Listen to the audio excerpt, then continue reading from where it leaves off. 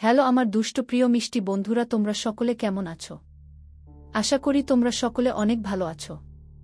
বন্ধু, আজ তোমাদের মাঝে নিয়ে আসলাম নতুন একটি লাগালাগির গল্প।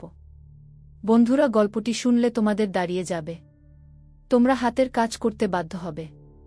তাই ভিডিওটি না টেনে শেষ পর্যন্ত গল্পটি দেখুন। চলুন বন্ধুরা, আর কথা না বাড়িয়ে গল্পটি শুরু করি। তিনজন মিলো ড্রিঙ্ক করে আড্ডা দেয়। শাহেদ ওদের ওষুধ দেয়া পিৎজা খাওয়ায়। ফলশ্রুতিতে দুজনেই ঘুমিয়ে পড়ে। শাহেদের হয়তো খুন করা উদ্দেশ্য ছিল না, সে রাকিবকে ঘুম পাড়িয়ে মেমোরি কার্ডগুলো খুঁজতে গিয়েছিল। কিন্তু যখন পেল না তখন খুন করার সিদ্ধান্ত নিল। হয়তো সে গ্লাভস পরেছিল, তাই ছুরিতে হাতের ছাপ পড়েনি।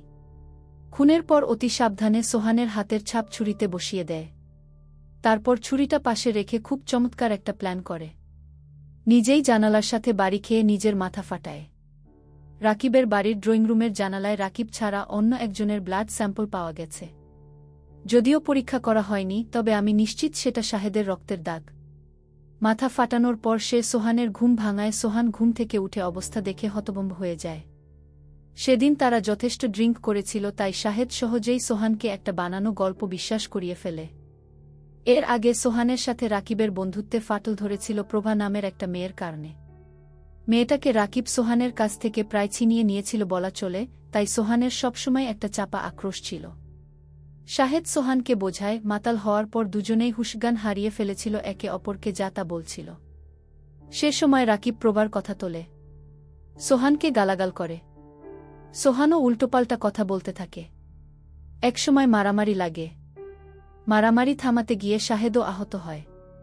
হাতাহাতির এক পর্যায়ে সোহান রাকিবকে ছুরি দিয়ে আঘাত করে, তাতেই রাকিবের মৃত্যু।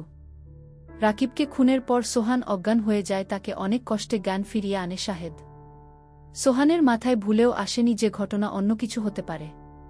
সে শাহেদের প্রতিটা কথায় বিশ্বাস করে এবং নিজেকে খুনি বলে ধরে নেয়। শাহেদ তখন তাকে বোঝায় এখন এখানে থাকলে পুলিশ তাকে ধরে ফেলবে, তাই সে যেন পালিয়ে যায়।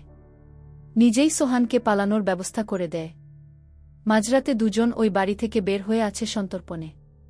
সে রাতে সে সোহানকে আশ্রয় দেয়। তার রক্তে মাখা জামাকাপড় পাল্টে অন্য জামা পরিয়ে লুকিয়ে বাড়ি পাঠিয়ে দেয় আর পরামর্শ দেয় বেশ দূরে কোথাও পালিয়ে যাওয়ার। শাহেদের মাথা আছে বলতে হবে। ছুরিতে সোহানের হাতের ছাপ তার পালিয়ে থাকা পুলিশকে অন্যদিকে ভাবতেই দেয়নি। সবাই ধরেই নিয়েছে খুনি সোহান। আরও গভীরে গিয়ে তল্লাশি করার প্রয়োজনই মনে করেনি পুলিশকে। প্রণববাবু থামলেন। আমার পুরো শরীর বেয়ে শীতল পানি বয়ে গেল যেন। এত শান্তি লাগল। এক নিমিষে সব চিন্তা উবে গেল। বুকের ভেতরে চেপে বসা ভারী পাথরটা কেউ সরিয়ে দিল। তাতে হু হু করে ঠান্ডা বাতাস ঢুকে বুকটা শীতল করে তুল। আমি সোহানের দিকে তাকালাম। তার চোখে এতক্ষণ অপরাধীর ভঙ্গি ছিল, এখন সেখানে প্রবল বিস্ময়। সে বোধহয় হজম করতে পারছে না তার বন্ধু এমন করতে পারে। বিপক্ষের উকিল বললেন, আপনার পুরো ঘটনায় কিন্তু মনগড়া। সোহান তাহলে বলল না কেন সেদিনকার ঘটনা? তিনি সোহানের কাছে গিয়ে জিজ্ঞেস করলেন, আপনার উকিল যা বলছে তা সত্য? সোহান ধীরে ধীরে মাথা ঝাঁকিয়ে বলল, জি। তাহলে সেটা এতদিন বলেননি কেন? আমি অভির কাছে কৃতজ্ঞ ছিলাম, ভেবেছিলাম ও আমাকে বাঁচিয়েছে, ওকে কেন মাঝখানে ফাঁসাব? ওর তো কোনো দোষ নেই। আমি জানতাম না যে সোহানের গলা জড়িয়ে এলো। আর আমার মাথায় একটা বাজ পড়ল যেন। অভি? মাত্রই তো শাহেদ নামের কারো কথা হচ্ছিল। আমার প্রশ্নটা বিপক্ষের উকিল করে দিলেন, অভিকে?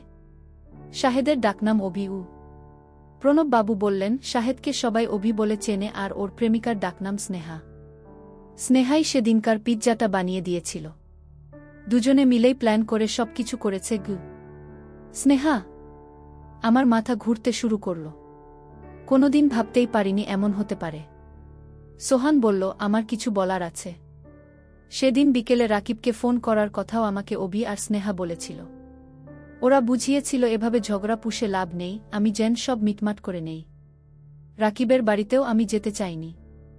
ওরা জোর করেছে বলেই গেছি। এখন বুঝতে পারছি এটাও প্ল্যান ছিল। প্রণববাবু আরও কিছু বলতেন, কিন্তু আদালতের সময় শেষ হয়ে গেল। আমি জিজ্ঞেস করলাম, সোহানকে কি আজকে ছাড়বে না?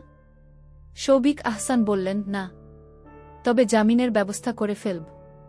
আজই বের করে আনা যাবে তাকে। ও হ্যাঁ, আপনাকে কথাটা আগে বলিনি, সারপ্রাইজ দেব বলে। সোহানকে ধরতে গ্রামে পুলিশ আমি পাঠাইনি। আপনি যে স্নেহাকে মেসেঞ্জারে উত্তর পাঠিয়েছিলেন সেখান থেকে ট্রেস করে সে ঠিকানা বের করেছে। তারপর নাম গোপন করে পুলিশকে সেই খবর দিয়েছে। পুলিশ সেখানকার স্থানীয় পুলিশদের সাথে যোগাযোগ করে সোহানকে ধরেছে। ফেসবুক লগ ইন করার চেষ্টা করে দেখুন, পারবেন না, আপনার আইডি হ্যাক হয়েছে গি। কিন্তু আমিতে মেসেজ করেছিলাম অনেক দিন আগে গি। তখনই যদি সে পুলিশ পাঠাত, আপনার অন্তত সন্দেহ হতো তাদের উপর। ওরা চেয়েছিল সব ধরনের সন্দেহ থেকে নিজেদের মুক্ত রাখতে গু।